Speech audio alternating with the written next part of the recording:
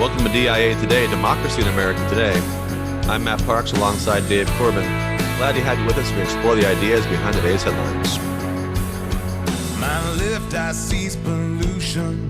Those dirty fuels are burning. The earth's whole climate's churning. Clean energy solution. My right eye scans the bill. Fossil fuels are cheap. Wind and solar too steep. Drill, baby, drill. Predefined, misaligned, polarized division. Shuttered mind, worse than blind. 2020. Well, we're back, Dave. Couple weeks. You were down and out. The Parks family down and out with COVID. So glad to see that or hear that everyone's doing much better. Although you're right in the middle of brutal, chilly temperatures in New York, huh? Yeah, we are. We had a little snow, and but the last couple of days going to the train, it was 6 degrees on Monday and 7 degrees yesterday on Tuesday. So today it's a little warmer, but I'm working from home, so may get a chance to get some fresh air and not feel the need to wear the mask. Forget about COVID, but just to keep your face warm. You know, it's that time of year where you need everything covered if you're going to make it. It's actually, yeah, I didn't even think about that option, right? You could wear that face mask type of deal in that cold weather. Yeah. Or do they make you wear like a mask over that and like an N95 over like the thing we used to wear when we were younger? the ski mask plus the N95. Yeah. Is that what they do, or can you just get away with the ski mask? No, I think officially you can do the ski mask, but you know, the N95 is recommended for somebody who's coming out of isolation like myself. So okay, all right, you were bundled up. But also big news: Brady retired finally yesterday. It was a 3.5 day almost retirement. I know. Yeah, it's funny. ESPN thought they were breaking news, and then Brady comes back and says, "Well, no, I'm still deciding." But then I guess they ended up okay because he retired, so they can roll out all those stories that they published 4 days early. But 22 years, what a run. Yeah, great runs. 7 Super Bowl wins. I mean, just amazing. So you won the Super Bowl once out of every 3 years, and what did he play in 11 of them, I think? So I mean, he played 10, 10. Okay, so really won every other year. That's amazing. And but what a great week just overall. That divisional playoff round was amazing. Our picks weren't that amazing, but picks were terrible. Our picks were terrible, but I think that you could have had one play go the other way, and we could have gone 100%. But but I mean, I just never seen a weekend like that. That's my favorite weekend in sports because of those 4 games. Yeah. And what they mean, and that definitely came true. We got to right before the Bills Chiefs, and Katie said, "Are there any more games?" I'm like, "Yeah, the big game is coming up here." And we had already had 3 decided by a field goal at the end, and I said, "Well, this possibly can't be as good as the other 3." And sure enough, it was. Yeah, better yet. Yeah. No, I know. Yeah. Well, yeah, it was an amazing contrast because the weekend before wild card, every game was a blowout. And then you have these 4 just incredible games that all go down to the wire. And now this week, best week of the football season, we got the Pro Bowl coming up. So, of course, we're going to do a big Pro Bowl preview over the course of the show today. We'll de-emphasize Aristotle because you just got to make sure you break down the blue versus the red. And, is Brady going to play? That would be a great way to go out. Final game be Pro Bowl. Lamest game of the year, right? I think, at least the hockey players play, the basketball players play for the last, I think, 3 minutes of the fourth quarter or overtime. Right.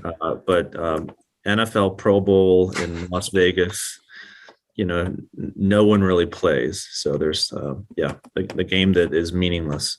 And that you don't really want your players playing in if you really care about them, because who wants to lose a great player for the next season on an ACL sprain or Achilles or whatever it would be. So remember that Patriots running back years ago that was playing John Stevens football in the sand, and was it John Stevens? I think I don't know. Lost his whole career. I mean, he almost lost his leg. It was crazy injury and never played again. Yeah.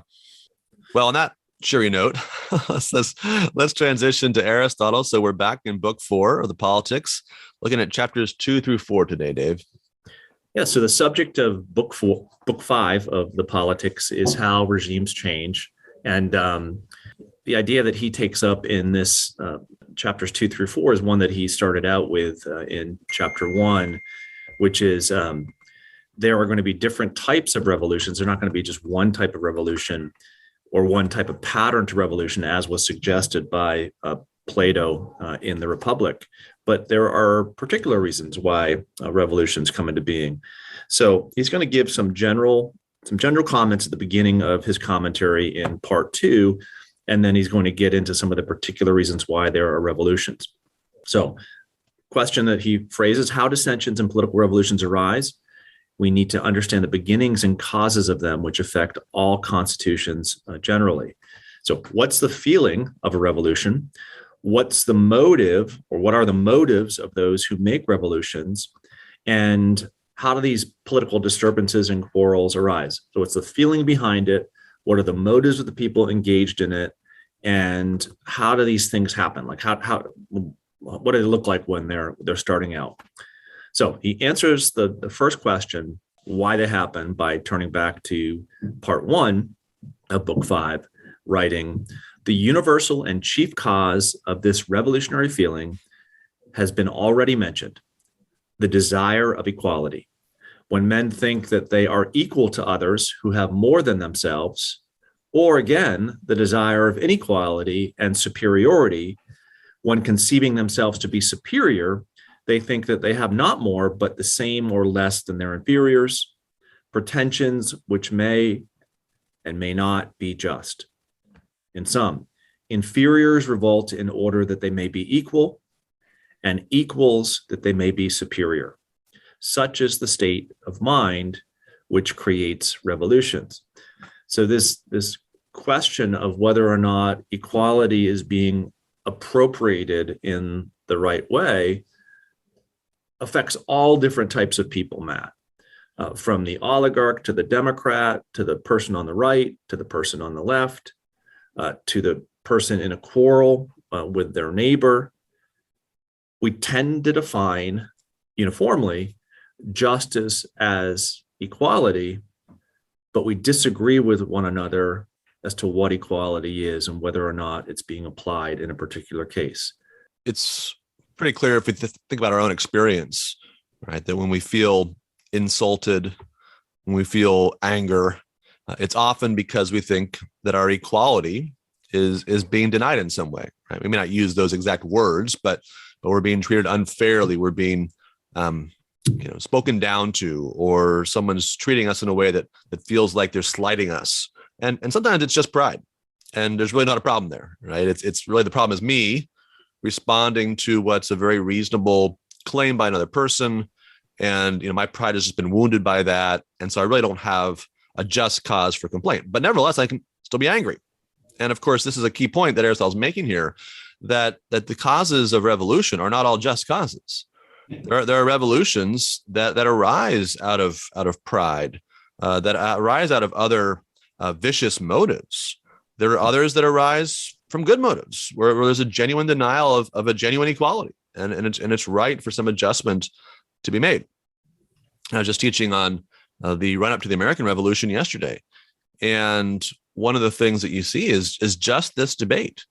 Right? The policy of Britain, by and large, is to treat Americans as second-class citizens, as means to their ends.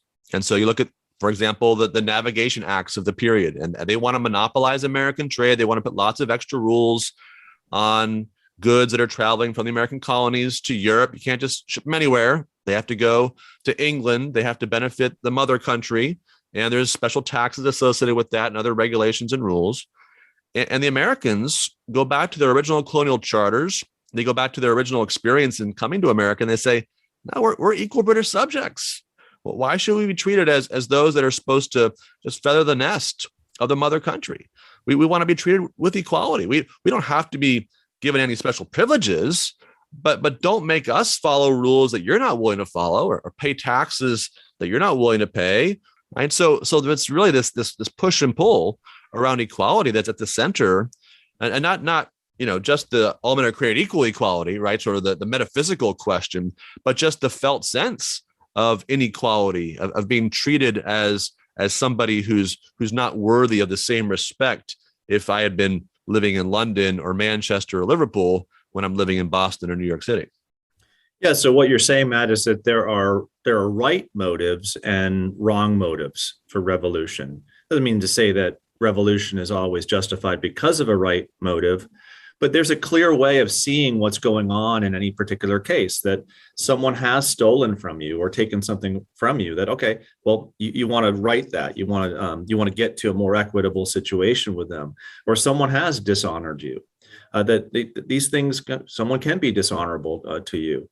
But I think that there's another state of mind that's a wrong motive, where you're coming at any situation whatsoever from a point of view where you just think that you're going to be wronged, right? So this is the person who acts at all times out of insolence, out of all times out of a position of fear, out of all times at a position that they should be more predominant than another. They should have a superior status than another, or just contemptuous of another.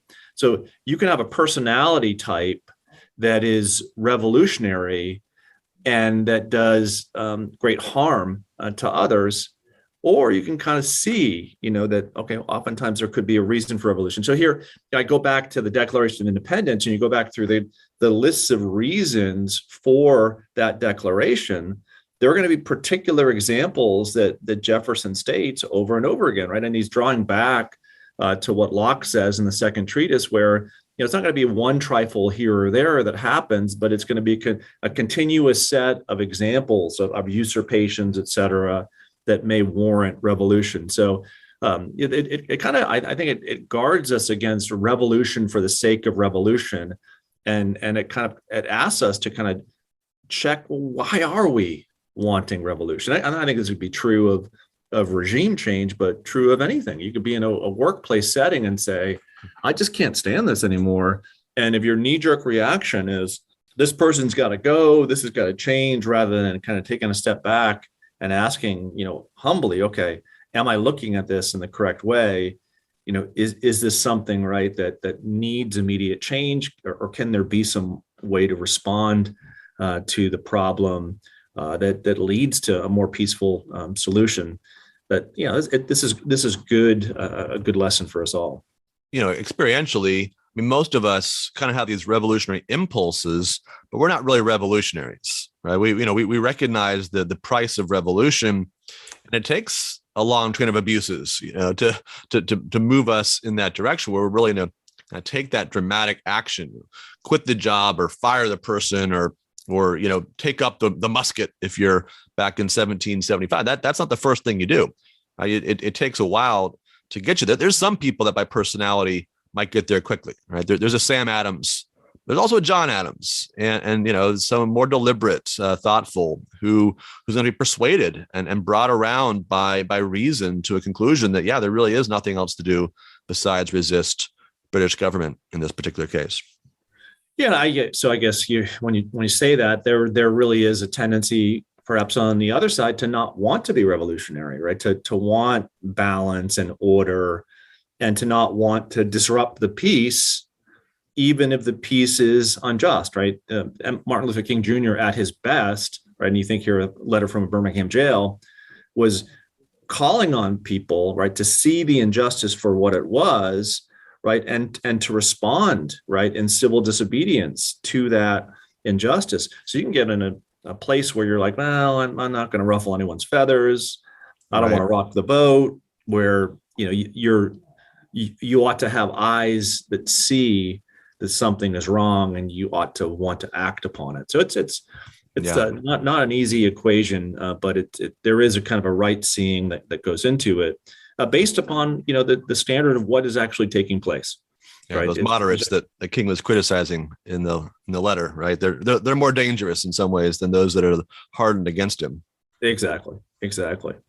So in part 3 of book 5, he goes in, and I think this is just important. He goes into particular examples of when these motives of gain, honor, insolence, and fear have shown themselves. And I think it says something to us who we're trying to understand this problem from an Aristotelian lens, and that is that the particular cases of history are important, that we're just not theorizing about what revolution is, but we've had examples, right, of how human beings have treated one another in improper ways.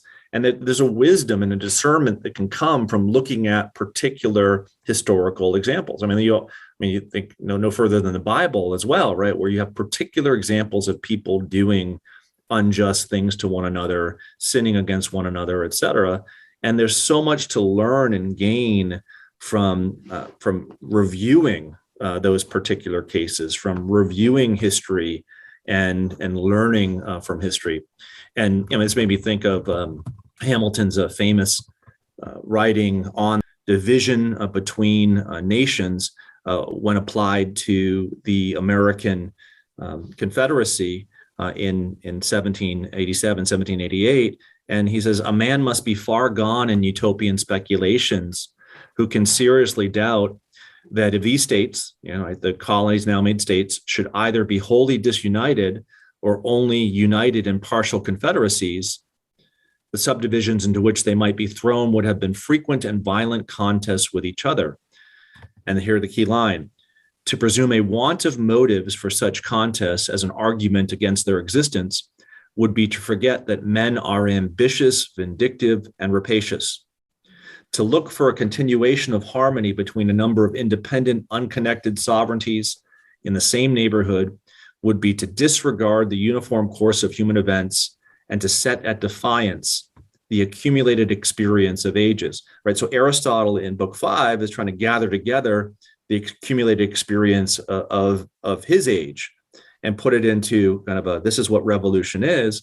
And it's funny, he says the same thing there that Hamilton says in Federalist 6. The causes of hostility among nations are innumerable. There are some which have a general and almost constant operation upon the collective bodies of society.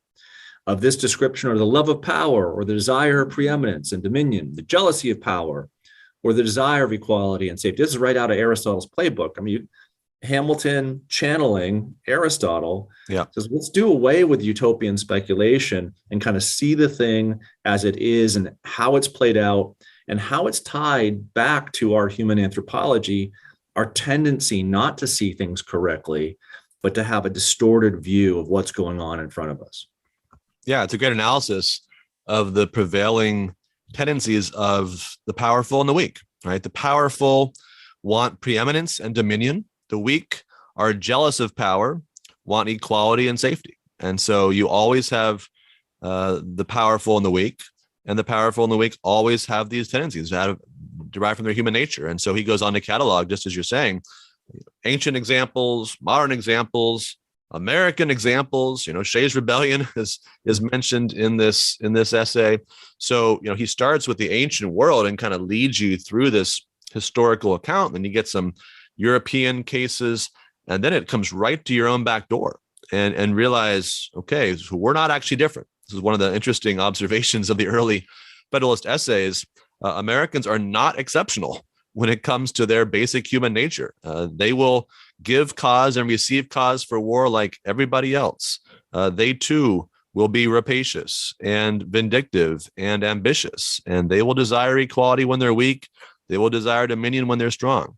And so, all these historical examples lead to this conclusion that you better maintain the union lest you end up with these rival confederacies fighting each other, just like France and Britain fight each other back in Europe. And so just as Aristotle does, Hamilton warns us to be on the lookout for those causes of revolution and to keep your eyes open to the early signs that might suggest danger ahead. Yeah, and that's really where Aristotle goes in chapter 4 of book 5. What's the lesson here? What can we learn, and how can we be on our guard, as Aristotle will write, against the beginnings of such evils? And he says he references the proverb, "Well begun is half done." Right. So if you can see something at its beginning, right, then you're in a pretty good position to kind of, if you can, right, note the problems that are going to come thereafter. You might be able to do something about them. And then there are three other lessons I think that he draws from this, that you can have a situation, regardless of the form of government that's in place, where the magistrates, the officers, want to increase their power or renown. Whenever you kind of see any type of government in which the office holder is trying to empower themselves, be on the lookout, because this could produce revolution soon enough. Third lesson, when the opposite parties are equally balanced, the rich against the poor, and there's no middle class, you better beware, right? Because there's going to be a power struggle between those two groups. So if there's one group that's manifestly superior, Aristotle writes, there's not much of a fear there. But if you have two parties and no middle, no center that are up against one another, beware, because revolution may be around the corner.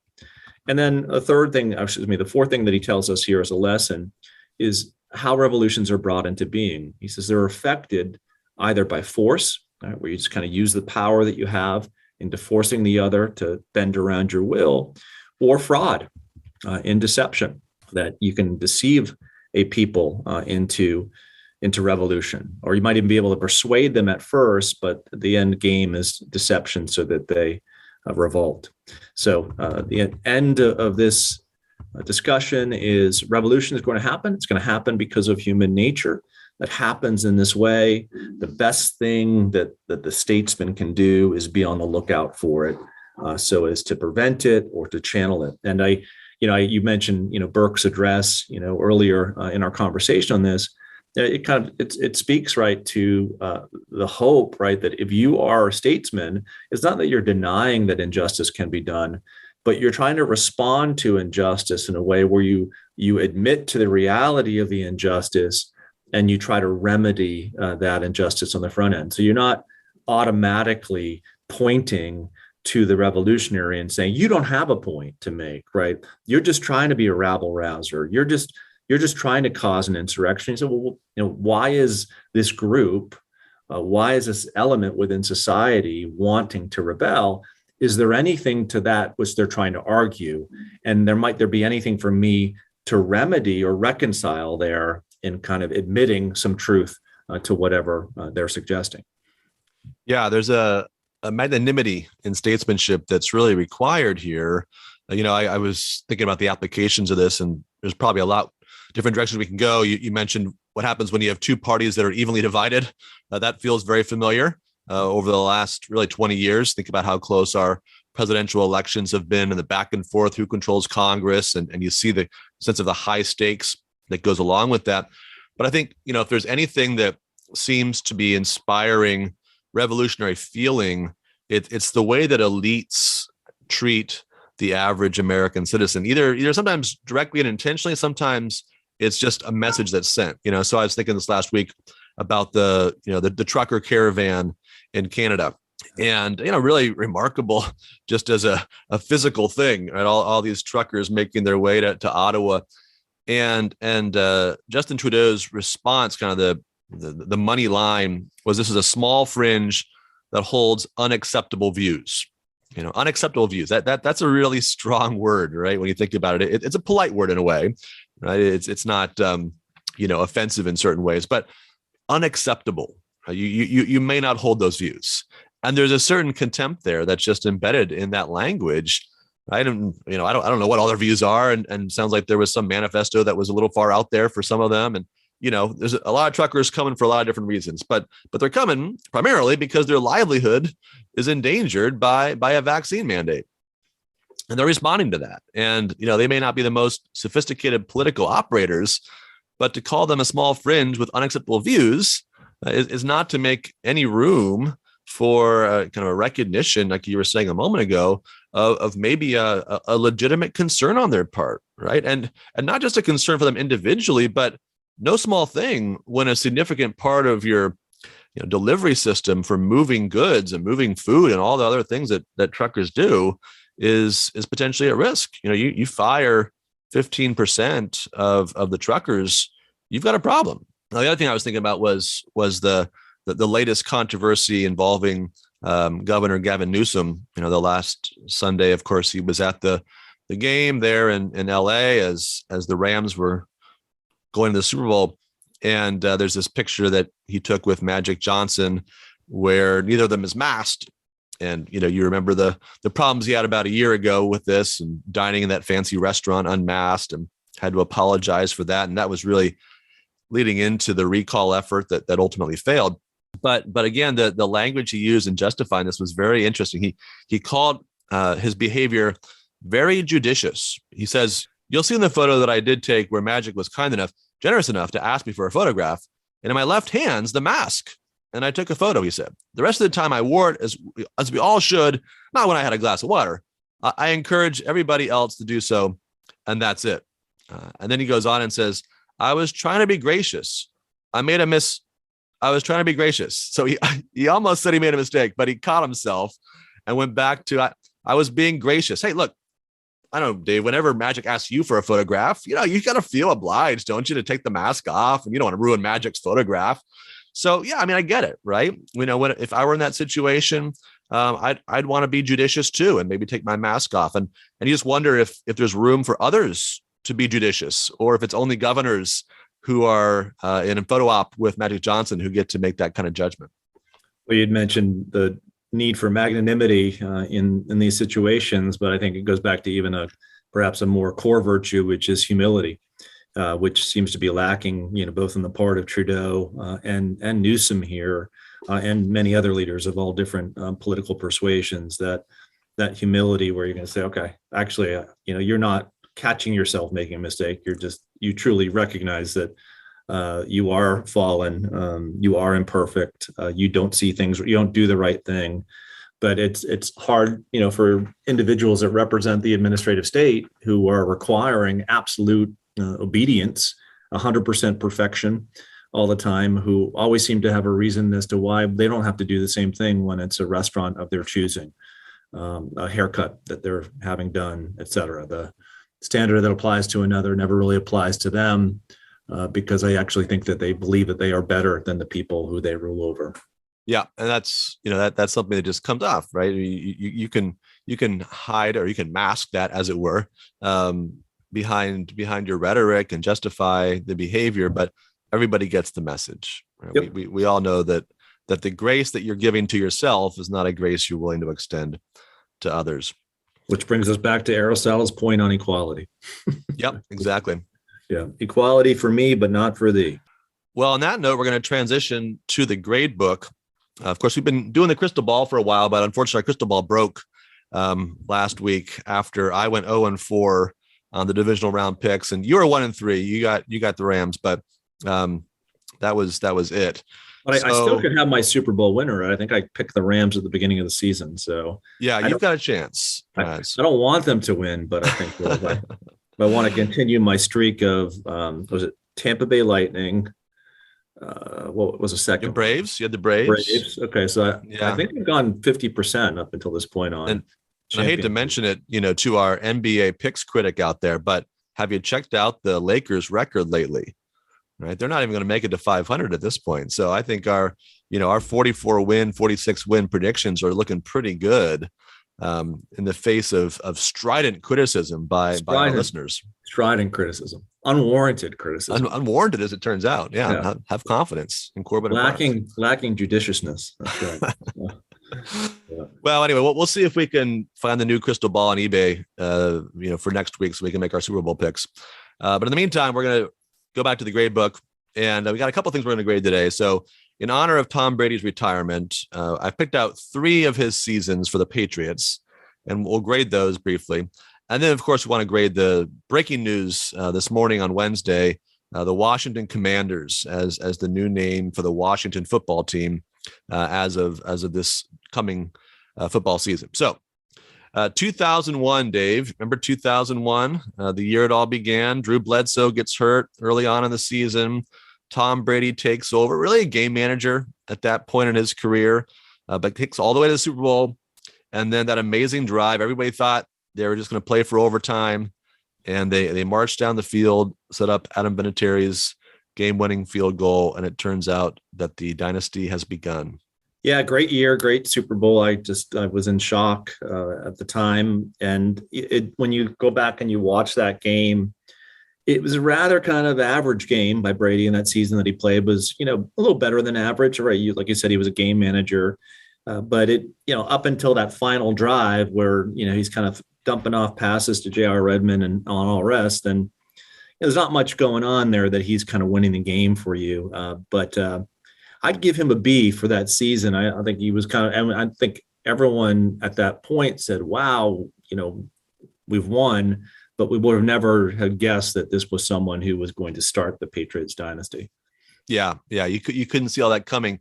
And yet Belichick seemed to have some sense of it because, Bledsoe was better, right? He was healed by the end of that season, and he stuck with Brady, which was really quite a bold move, given that Bledsoe had been the number one pick in the draft not too many years before and taking him to the Super Bowl earlier. So that was that moment of genius by Belichick that really had a profound impact on the rest of the history of the franchise there.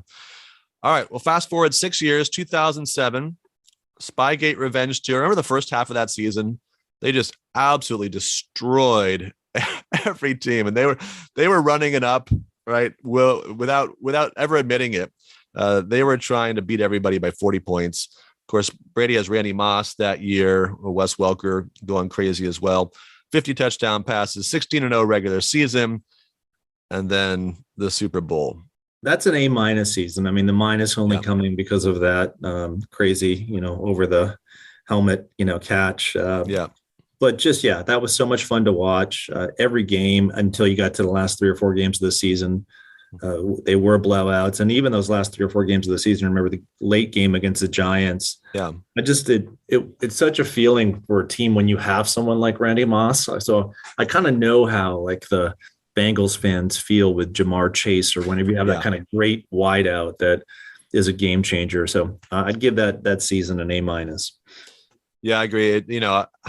One question I think for Patriots fans is how many of the other Super Bowls would you trade to get that perfect season? How many would you give up in order to have that 19-0 on the books?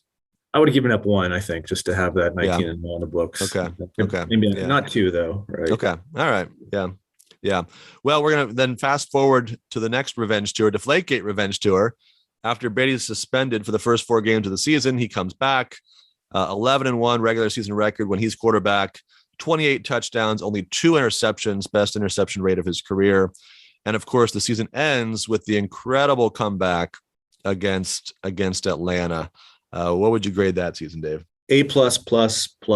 Yeah. An amazing Super Bowl. I mean, really, that whole season spoke to just how great Brady had made himself as a player. He wasn't simply a game manager. He had strengthened his arm. He had mastered the game. And you knew in that second half against Atlanta, I remember my family asking me, what do you think that the chances are? I'm like, well, they're going to have to do every play just right from here on out to win.